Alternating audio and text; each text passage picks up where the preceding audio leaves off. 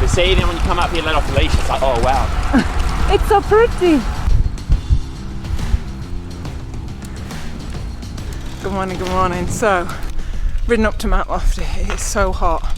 It's like 30 degrees already, and I was like, oh, you can get a cold lemonade. I've been dreaming of this cold lemonade all the way up. And it's not open. But, so today's video, the tour has finished, but as enjoyable as it has been to watch the pros, I'm way more into endurance riding and that kind of stuff. Like, the pros are fun to watch, but I think it's way more impressive. Indipac, Trans Am, Tour Divide, all that kind of stuff. So I've got a very... The chairs are locked up. we can sit over there. Alright. So Abdullah, we're going to do a quick video, quick Q&A with the beast that is Abdullah. So I'm going to have to get a drink first. That's so not ideal. What are they even doing? That's how they water the plants. Right, well I'm just going to have to sit in it. Yeah, it's quite nice actually. It's like a bit of a pool feeling. It's like a little kiddie pool. There's a little fucking... There you go. Yeah, that's quite nice. Yeah, it is nice. Souvenir. Right, just... You'll get used to it. It's good. Alright, so I'm here with Abdullah. Thanks so much. Thanks for having me. No problems. Thank you. So, if you are into endurance, which I'm pretty sure you are if you're watching my channel, Abdullah is the ultimate. No, I can't. You have done. I can't accept that. You can. You've done incredible stuff these last few years. Won Indipac, won the Trans Am. So I mean, how does that? How did you do it? Because it wasn't like you just won it. You smashed both of them. I had like it wasn't just like I did nothing and then did those things. Like I was riding on and off before that. Yeah. But the riding I was doing when I was on was like I would always do some long rides. Like we'd ride Melbourne to Adelaide. Yeah. So that's like you did that 3 days, didn't you? Yeah, that's like 1,000k. We thought like I would do 500k's in 24 hours, and we thought we were fucking like superstars. Boss. Yeah, like I was like, if we can average 25k an hour, do you know? I thought we were so like, because I had no idea that this whole ultra endurance world existed. Yeah. We were just doing it for fun. So when I came and I started to see that this was an actual thing, like I had a bit of a base in it, or an understanding of what it was like. Yeah. So then I just jumped in. But you just went from that to the biggest endurance. Well, I filmed that the first year they had the Indipac. I filmed it, so I got to see it, and I drove the whole. We filmed it and we drove the whole route, so I knew the route really well, and I got to follow the top 2 riders, which was interesting, and I learnt a lot from just watching them do it. And then I thought to myself, why can't I try and do that? So that's how it really started. I had no idea what was possible. I just thought, it kind of looks what we do, but just like a more classy version. Yeah. In terms of the character of the guys, they weren't like we were a mess when we did ours. They didn't look like a mess. I think I'll leave a link to those. I think that's what was so interesting, how they were so composed. Especially at the front, they were really composed. At the back, they weren't composed. Yeah. Do you know? But at the front, it was like this level of composure I'd never seen, and that's what drew my attention because I was like, I want to be like that. Yeah. Do you know? And I knew how hard just riding long distance was. So I thought, okay, I've got to try this thing. And that's really how it started. I just copied what they did. Yeah. Because I think that what makes you stand out to me is that you have, obviously, the fitness to do it because you've done longer stuff in the past. But for me, I think it's your brain and your mental outlook on doing this is what I think makes you so incredible. Like, I've said it to him before, I'm like, I love his brain. Like, the way that you see things and the way that you are able to just push on and see positive in everything. So we were chatting about this on the way up. Well, I think ultra endurance is just like, to me, I feel like when I went into it, I had no idea what I was capable of in the scene. But then after doing it and reflecting on it, to me, it's just like, I feel like I've been doing it my whole life anyway. So I really see the parallel between normal life and doing ultra endurance. It just seems like it's the same thing. So I just harness everything that I've, like if you ask me how long I train for an event, like when someone asked me how long I trained for Indipac, I would say, okay, I trained 12 weeks. But then when I went to the next one, the Trans Am, if you ask me how long I've been training for, I'd say I've been training 25 years. Because to me, it's the same thing. So I don't feel unqualified in it, because I'm like, for every day I've been on this earth, I've just been doing the same thing, just enduring. So it's kind of tapping into that whole, bigger landscape or bigger idea of what endurance is, what it is, and how the human just endures anyway, and that's all we do, which really empowered me to be able to just continue, because I just felt like all I've been doing is continuing. Yeah. And one thing that you said, not to mention all the other struggle that you just go through in your daily life anyway, it's the same approach. Yeah. So I started to pick apart all those things I would be struggling with just in normal life and how I'd overcome them, and then it would serve the riding, and the riding would serve those things, and it was just back and forth. The lines got more blurred, so you can almost train it all the time. Yeah. Not just on the bike. The bike's a small percentage of it. The bike's nothing in because you can do all the training in the world, but it can come undone in a split second if you don't know how to continue, literally continue. Yeah. Which is and a lot of the concepts that I found were so simple but hard to embody. It's easy to embody when you're on like a 2-hour ride, but when you're in the middle of nowhere with no one and no one gives even cares about what you're doing, and there's no internet and you can't make a call and no one knows where you're at, and it's just like, then it's like, all right, keep going. But that's hard to practice. But one thing that you said on the way up that really resonated. You said there's no I said, how do you carry on? There's no good and bad. It is just that. Don't think of things as being a good situation or a bad situation. They're just situations. Yeah. I think that's what helped me. Because I noticed on the long rides that emotionally I had, at the start when I was unskilled in it, it was just a roller coaster. The sun would come up and I'd be like, oh my god, this is the best thing ever. 2 minutes later I'd be like, why the fuck am I here? Yeah. Do you know what I mean? I'd be like, who am I? I want to go home. And that was really tiring, but it was exciting because the highs were so high and the lows were so low. Yeah. But in terms of just getting the job done and being able to go through it, I thought if I can eliminate those highs, it was almost like the average of those highs and lows gave me it gave me an average of just meh. Yeah. If you equated them both out between the best bits and the lowest bits, the resulted attitude or feel was just average. But then I thought if I can just have this constant level of just okayness, it was I would be okay all the time. So I would eliminate good and bad, and I would just practice it on the rides. It's just weird, just because you'd find yourself in a so-called bad situation, and I'd just be thinking to myself, this isn't bad. It's not bad at all, and that would eliminate that bad thing. So something bad would happen. It's not bad anymore. It's just happening. Yeah. And then when it's really and it's almost harder when it's really, really good. You'd almost have to pull that back a bit. Yeah. But if you could pull that back a bit, then it would allow you to enjoy the whole thing. So that really helped me, because you have to learn to detach emotionally, which is really hard. Yeah. But on the bike, the thing is, you can't just go. I would if I'm talking to myself about it, I think to myself, you can't just do this on the bike because you're not on the bike that much. Yeah. But if your girlfriend comes home and she yells at you and you yell back, it's training all it's the over. time, it's over. It's over. It's completely over. Do you know what I mean? That's what I think to myself. If she yells at me and I yell at her and I give in to that emotion, then it's over. Because when I get on the bike and the opportunity, you're gonna do the same thing. Yeah, the opportunity is. Yeah, that makes so much sense. And but there's layers to it, and I still struggle like anyone else with it. I struggle with all these things anyway. But I guess the overriding fact with the riding is that if I had a gun, I could shoot you. I could be thinking, shoot Katie in the head, she's annoying me. But I'm not going to shoot you. Do you know, it sounds simple, but that's so empowering, because it's give up, I don't have to give up. But if you're too intertwined with those thoughts and you always further them and you bind to them and you fuse with them, you feel like there's no option. You think, oh my God, I'm starting to think like that. This is bad. And it starts off this negative cycle. Why am I thinking bad? Or maybe I should quit. I want to quit. You keep going down the line. But if you just let yourself observe the fact that you have millions of thoughts in a short amount of time, and you do 90% of them, you don't do anything because they're crazy. Yeah. It's like being psycho. That's what being a human is, just being psycho. But you just continue anyway. I would just do the same thing in cycling. I'd be like, oh, I'm going to quit, who cares? So interesting. Because I felt like I didn't want to quit, but a part of me wanted to quit. Yeah. And then later on in the line, I'd go, well, of course you want to quit. That's just, you're functioning. You just accept that. Yeah, you accept it, and you just realise that that's a function of just having a body. Yeah. That it doesn't want to travel X amount of kilometres. It wants you to stop. So it's you're healthy. you want to quit, you're healthy. It doesn't mean you have to though. No.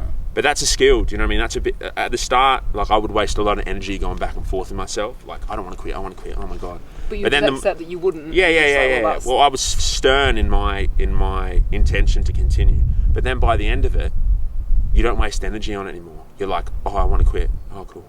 You just leave it. You're like, oh, cool. Yeah. You don't have to. So you did want to quit on those rides? I wanted to quit all the time. I want to quit in like the first 2 minutes. But I know, and that's just something I have to deal with. But I know also that I could want to quit the whole time and I wouldn't. Yeah. I know that that's possible. Yeah, it'd be uncomfortable. And I think in the future, like long term, you'd want to find a way of thinking or a way of just being that would limit that. Like you don't want to have to ride, 7,000 k and have to be thinking about quitting the whole time. It's very draining. Yeah. But the overarching fact is that you can, and that's exciting because you can think all sorts of stuff and continue. Yeah. But you learn that in training. I think that's what's so important about, or just training anything. I think that's what's it's so important about the training. I think that's something that you were saying, that it's in everyday life, not just training on the bikes. I think so many people put that emphasis on the physical that they don't, and that's why, like I was saying, I think that your mental outlook and how you deal with things is just so interesting. But very quickly, because obviously you've done all this amazing stuff, and I was really interested. Which ride was it before when you had to put the bike in the other room? That was Trans Am. So tell us a little bit about that. Well, I was very nervous, you know what I mean? Because that first one I had no expectation for myself. I just went in there and I was like, whoa, I can actually do this thing. This is pretty cool. And it worked out really well. So then I felt like there was a bit of added pressure. I had not external pressure. I can deal with that, people's expectations of what I would be able to do. But I had my own pressure on myself, thinking, okay. And there was more of a competitive race. So when I got there, it was a bit like it was all culminating those last few days of just like, oh my God, like, I'm actually here, like, but I know that's just a part of the process, but it's hard to just keep telling yourself like it's meant to be like this when it's happening. And I was in a lot of physical pain too. I'd jacked up shoulders, but like for me, when it was like that, I know that for me to perform my absolute best, I have to be ready to lose. Because if I'm not ready to lose, I'm scared. And then if I'm scared, I'm reserved and I hesitate because it's too important. Because in reality, it's just a fucking bike race. Yeah. Do you know what I mean? But it's just but then it's like this weird balance, because it's just a bike race, but it's also just a bike race on a floating rock in the middle of space. Yeah. So it's a big deal, but it's not a big deal. Yeah. What I would tell myself is that going through the experience is a big deal and allowing yourself to go through that. But the result is like whatever. Yeah. Do you know? So for me, when I was going through all that self-doubt, having to put my bike in a separate room because I didn't want to stare at it, because I was thinking, so like just to re-emphasize that, you booked 2 rooms. Yeah, because I couldn't look at my bike; it was freaking. I was tweaking it. I did probably 50 hours of bike fit, and I changed the whole thing last night. Dropped my saddle, dropped the height. I had 2 sets of bibs. I was like, which bibs do I wear? Like everything, I was just throwing everything out the window. But then I came back to, I was like, if it's going to work out, it's going to work out. If it's not going to work out, it's not going to work out. You have to drop this kind of like attachment to the result. This is the messages to myself. And I thought, and then it was good, because out of all that, I came to the realization personally, which is what I needed to be into, is that if I'm not ready to lose, then I'm not ready to win at all. Yeah. Do you know what I mean? And then that gives you a lot of freedom. Definitely. When you ride, because you don't care. You're not like, oh my God, what happens if I pop? What happens if I don't, you're just like, fuck it, who cares? I put it all on the line. That's so... Every second. And that's cool. And from a competitive standpoint, that's like, it's a really good, strong way of riding. Because it's because you can see it in people when they do long distances. Like, they're really fit. It attracts a lot of fit guys, but they're trapped in this like, I need to pace it for day 12. Yeah. I need to pace it for leave it for the mountains. They get to the mountains, like, I need to pace it for the flats. And they get to the flats and they go, I need to pace it for the finish. They get to the finish and go, fuck, I had a lot left in me. Yeah. And that's what I didn't want to do. So I would just leave it on the line every day and just deal with what came. Exactly, yeah. And so I guess we've talked about how you dealt with that, but like, I guess the physical stuff, like, what did you eat on those things? Like, obviously you're vegan, so like, what? Well, I just eat trash, whatever trash I could. Whatever vegan junk. Yeah, whatever vegan junk I could, and that's all you can do. Because of the requirements energy-wise. Yeah. And then also, you just don't have, especially in like America, the accessibility to like fruits and vegetables in some places is so low So but it's interesting because it gives you a lot of stomach issues. So you're battling with these stomach issues and diarrhea while simultaneously trying to ride all day. But it makes it a fun adventure. Not at the time, but I'm used to it. Because when I went across Australia, I had diarrhea maybe like the last week. Do you know? So I was dealing with it. But with Trans Am, I had diarrhea day one for like 10 days. I had it 10 days. Like I took a solid shit like after like 4,000 k. Do you know? But that's the thing. This is the difference. So I'm bouncing on this seat and I'm leaking fluid out my arse. But most people would like, do you know what? This is what made you. How can you carry on when that is? Because there was no option. My mind. The thing is, I'm not having to think about it at that certain point because there's like a process that happens before you get there. So the first day, I want to quit all the time because it's almost like this is how I rationalize it. My brain's going, oh, not again, dude. Don't do this again, dude. And I'm thinking, no, I'm doing it. So I get a lot of feedback. There's this feedback loop like, stop. You're a loser. Don't do it. You don't want to do it. It's not worth it. You're not good enough. So I'm dealing with that, but I'm in control. I know how to just continue anyway. So you continue. And then once you get beyond a certain point, it's almost like, oh fuck. He's not stopping. Yeah. Do you know what I mean? There's this part, I feel like there's a part of you that goes, oh wow, like he's for real. Like he's not giving in. He's going. And then you kind of, I feel like you shift into this new gear where it's like, your whole body's like, all right, whatever you need to be able to do this, we're going to give it to you. That's why they gave you a solid shit, because no, this is like day one. This is like after like 20 or 24 hours of riding, the body's like, and you get up and you go again, the body's like, oh, like, he's not stopping. So it almost feels like you shift into this like fight or flight. Let's just like do it. Just give everything. So this whole like process of thinking and not thinking and should I do it and should I not do it goes out the window. Yeah. And you just get to it's much different. It's much more just like, oh, this is happening. This is how it is. This is how it's going to be no matter what. Yeah. So the shitting and the crying and the legs and it's just like whatever. You're like at all costs accepting it and just. Yeah. Well, you don't even have to accept it. It's just accept. That's what I'm saying. There's no like, oh my god, I need to accept this now. It just goes through. You have maybe 3 or 4 moments where you make these really critical decisions, but the more you do this type of writing, or you just apply the whole concept to life, you're better at recognizing them. Like you go, oh, like I would have a moment. I'll be like, oh, like this is one of those moments where I'm about to make a decision that is going to heavily impact my race. And I had maybe 3 or 4 of those. And thank God I chose the right way. But I can reflect on them and say, oh, dude, if I didn't make that decision to keep going that night, this would happen, that would happen, I wouldn't have made it, that would have turned out differently. So it's just recognizing those moments of like really big potential and then having the clarity to see them and not be trapped in your own thoughts and then making the right choice based on your understanding, you know, which sounds really complicated, but it's as simple as like, fuck, I'm in a headwind. Yeah. And it's like, I thought this ride was going to be over in 20 hours. But now I'm going to have to do 100k in 10 hours. And you're just like, what do I do? You just carry on. Yeah, but you start thinking, what do I do? The thought comes back and you go, what do I do? And you just go, well, there's no option but to continue. And that's what it looks like though. Hard. But it sounds easy, but when you're there and you've been riding for 20 hours and you've been out there for 4,000, 3,000k already, and you thought you were going to be there, you have the expectation to be there in 4 hours, which was exciting. Which you shouldn't get excited anyway because it fucks you. But you're a full victim to that. And then now you have to do another 10 hours and you're just like, just sitting there having to deal with that is one of those moments, you know? That's a long moment, a 10-hour moment to do.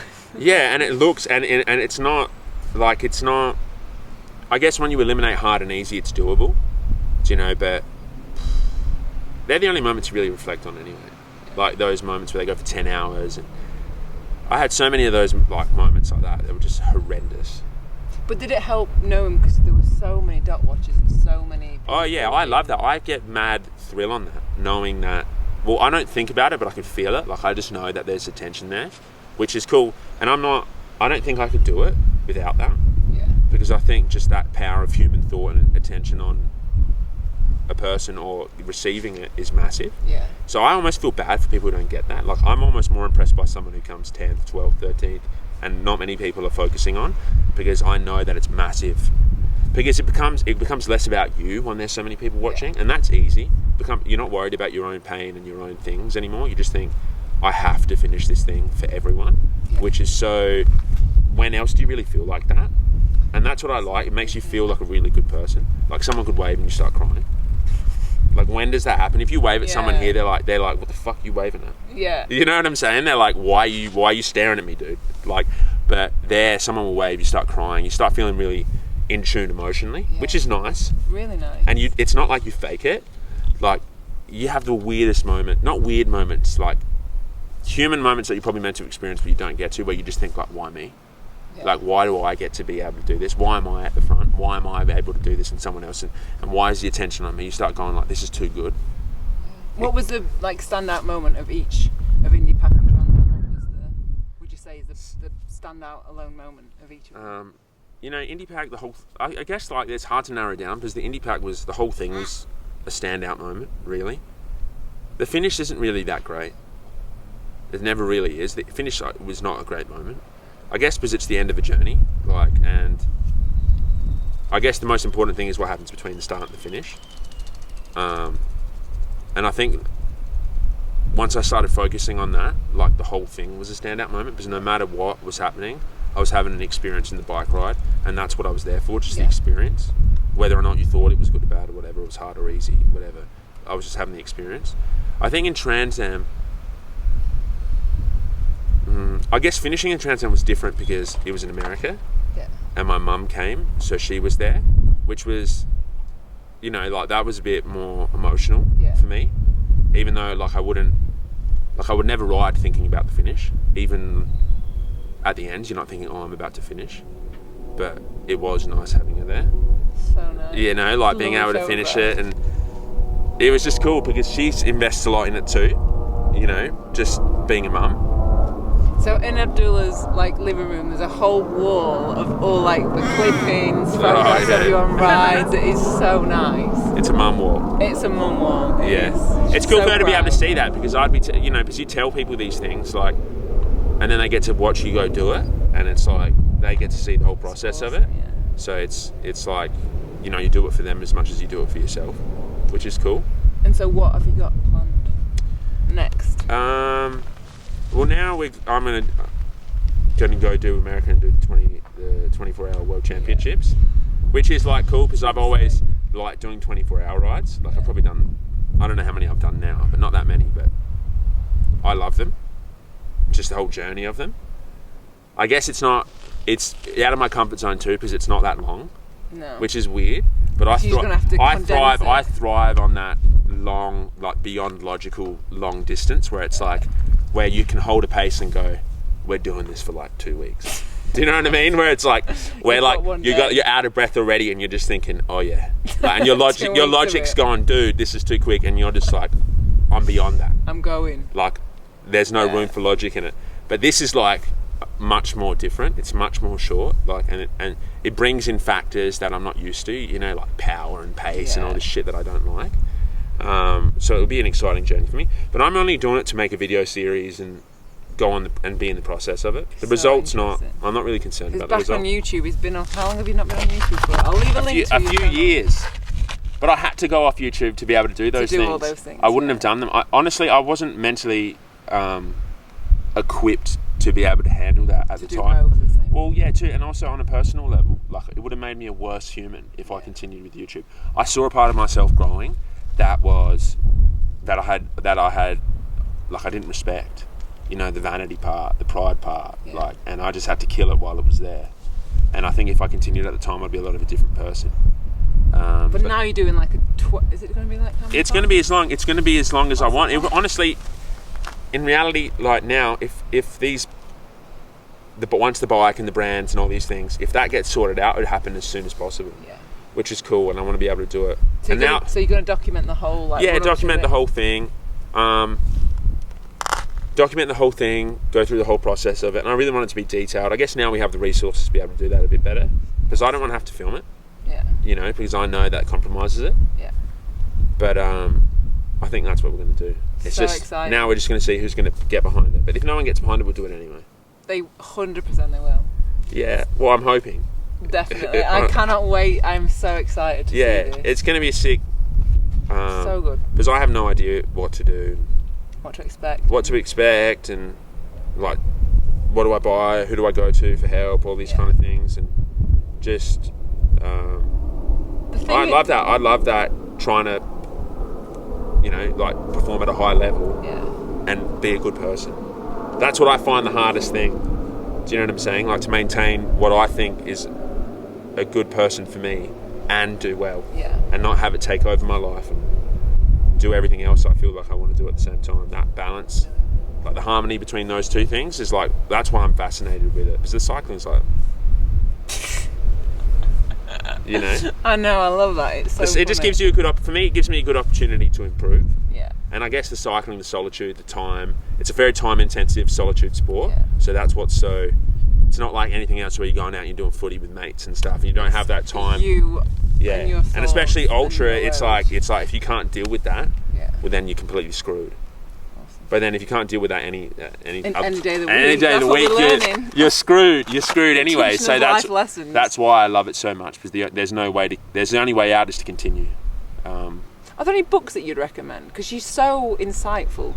Are there anything that you would recommend that you think is for other people? Yeah, a lot of books. Well, see, I never read a book until I was like 24. That's not long ago. Yeah, but I was too arrogant. Really, like I thought I don't read books. Like I'm not a book reader. Yeah. Like I took too much pride in thinking that I received all this insight from my own experience. But you are. Yeah, but true. But there's multiple factors to it. Do you know what I mean? There's multiple factors to it. But I was really attached to that concept. Like, I fucking worked this shit out. No one fucking helped me. I don't need books. Look at all these book motherfuckers out there. They're fucking, yeah, But then I just thought, dude, like, you haven't read a book your whole life. Like, come on, dude. Like, read a book. Broaden the mind. Yeah, broaden. Like, I thought it's only going to help you. So I started reading. But I usually read religious things because I'm fascinated by religion. Yeah. So like the Bible, the Quran. The Bhagavad Gita, stuff like that. A really good book that I read was The Republic by Plato. Yeah. It sounds crazy, but honest, like if you're not into that, but I'll give it a go. It's a good. Just for you, I'll give it a go. It's a great book. It's a great book, and a lot of the stuff that I'd experienced in ultra cycling that I learnt from ultra cycling is already in there. So they're dealing with these concepts, and the cross references between all the concepts and ideas, they're throughout all of them. So. They're heavy reads, but I'll give it a go. But I'll leave a link to that Abdullah's channel. You can follow the whole journey. Yeah, hopefully we get it sorted ASAP. Yeah. And if we don't, I'll do it on a BMX. I'll do it on a unicycle. That's what's going to happen. The thing is, you'd probably just do really well in it. Yeah, anyway. well, I'm going to. Yeah, but I'm going through it it's all right for me now because I'm going through it for the process. For the fun of it. For the fun of it. So like I'm not the result. The result to me isn't important. Yeah. But at the same time, I know that I'd like to partner with someone for it. I'd like to. But if not, we'll just do it on the S-Works. Even though you get. I want BMX now. Come on, we need. Or unicycle. Maybe I'll put you on pegs on the back, and you can just be passing food on pegs. Go. Yeah. Aww. But I appreciate it. Thank you so much. Right. Hopefully they enjoyed it. Let's go and get lemonade. Hopefully they're open. They're not open. They're still not. It's not meant to be. Did that record? I hope so. Is it still recording? Yeah, recording. Oh, let me check. 26 minutes.